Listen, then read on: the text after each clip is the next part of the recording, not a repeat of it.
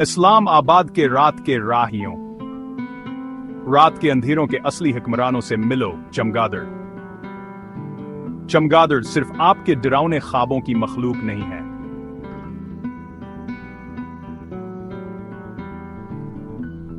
ये हैरत अंगेज ममालिया वाहिद हैं जो सचमुच उड़ सकते हैं।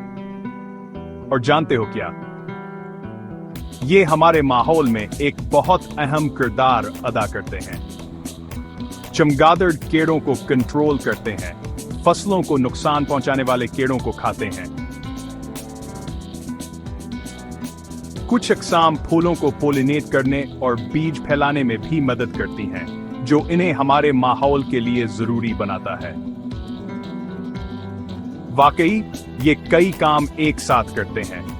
अंदर 400 से ज्यादा अक़साम के साथ चमगादड़ हर शक्ल और साइज में पाए जाते हैं।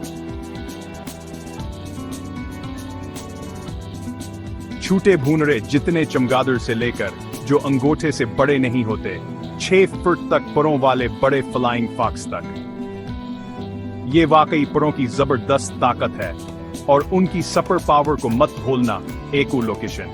चमगादड़ आवाज की लहरों का इस्तेमाल करते हुए मुकम्मल अंधेरे में रास्ता तलाश करते और शिकार करते हैं। ये एक बिल्ट इन सोनार रखने जैसा है। तो अगली बार जब आप किसी चमगादड़ को देखें, याद रखें ये पुरस्कार रात के उड़ने वाले फितरत के गुमनाम हैरो हैं।